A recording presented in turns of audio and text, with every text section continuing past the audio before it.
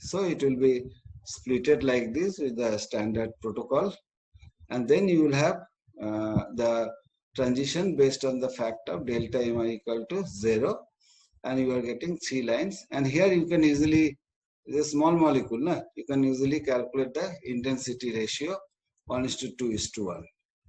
Okay, I'm comfortable in dealing with this intensity ratio for small molecules, not for the larger molecules. Okay, now if you move from here to a different situation where the same M without any effective I value, it is connected to the two atoms, both are having the same I, but they are different. Right? One is proton you have considered. In other case, you have considered nitrogen 15. This is nitrogen 15. Nitrogen 15 means same I equal to half. I already talked about it earlier. So nitrogen 15 I equal to half. But unlike in the previous situation, you cannot consider equivalent. That means 2 I equal to half.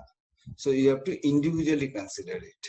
So that's why individually you are getting 2 lines because of, well, you could see that this is nitrogen 15 initially or hydrogen initially.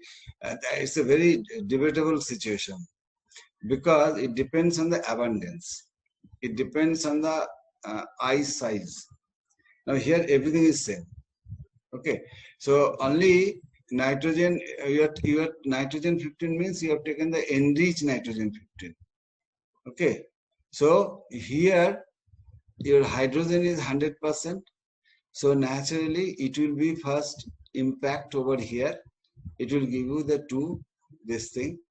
Or you can consider otherwise. The nitrogen is a bigger one. Okay, so bigger nitrogen 15, nitrogen size is bigger. So these will first interact because it depends on the electron density with the nucleus spin.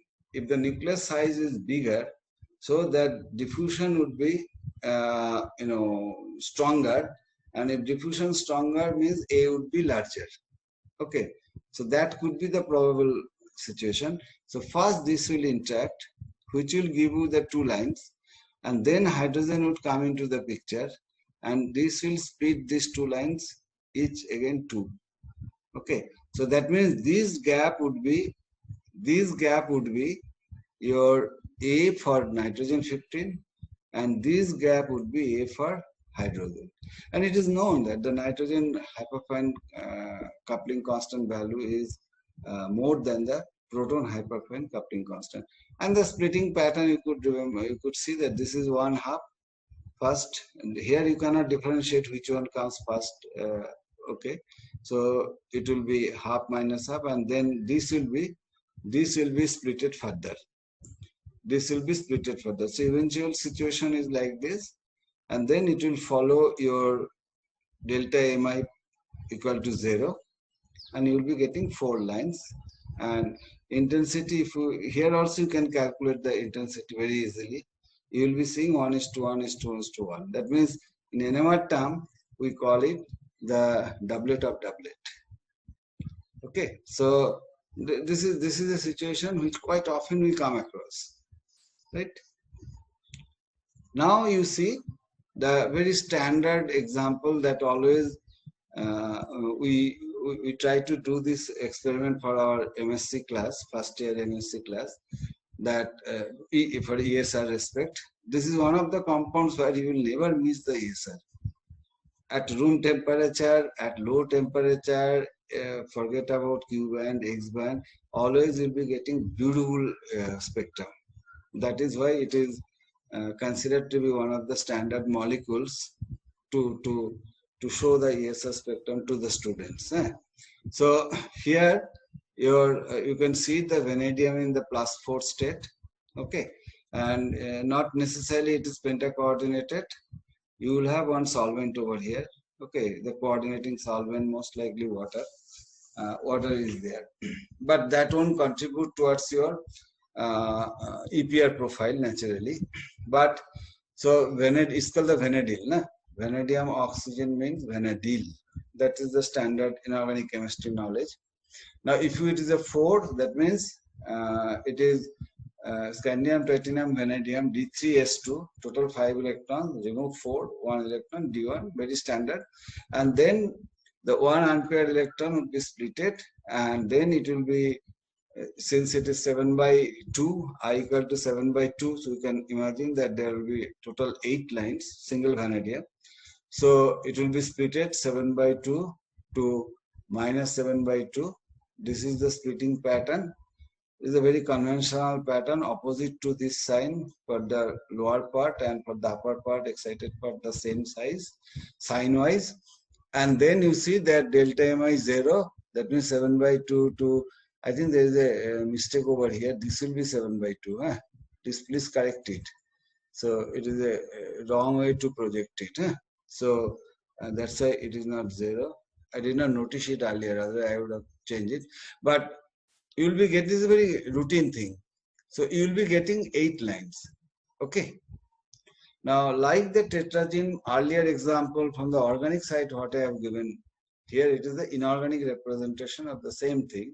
There it is a 9 line, so you are getting tetragen case 8A, but here it is 8 lines, so you will be getting 7A, right? The gaps. Now, you see that A1 to A7, and all are essentially identical. If you look at very carefully, though it is not probably the right representation, but they are essentially identical. Okay. If they are not identical, then you cannot consider one to represent the rest. And then you have to, while writing your manuscript, you have to say A1 equal to this, A2 equal to this, A3 equal to this, A4 equal to this, all these things. This is one point to remember. If they are identical, then one could be the representative A for the whole spectrum.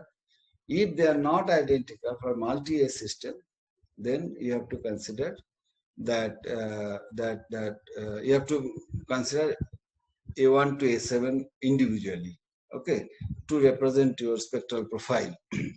But the next question comes, the G value. Now, G value we'll talk later on at length, but what I'm trying to say here, that normally for if they are not identical, then you have to consider, each G separately. But let us assume the simplest example, like your previous case of tetragen molecule, that all are same. So one G should represent the whole molecule. Hello. And if you look at this G, we have to consider the G at the center field. Now center field means this is let us assume this is 1000 Gauss, and this is your, let us assume say 3000 Gauss. So what is your difference? 1000 to 3000 means 2000 difference.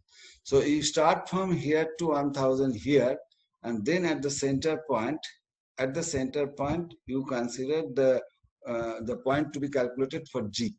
So here you will have essentially the H, say let us assume 2050, just hypothetically, the 2000 is the Gauss, is that center point Gauss. Now you have to use one rider, that means one standard, and the standard what you use, I'll talk about it later on. The standard what you will be using, which is having fixed G and fixed H.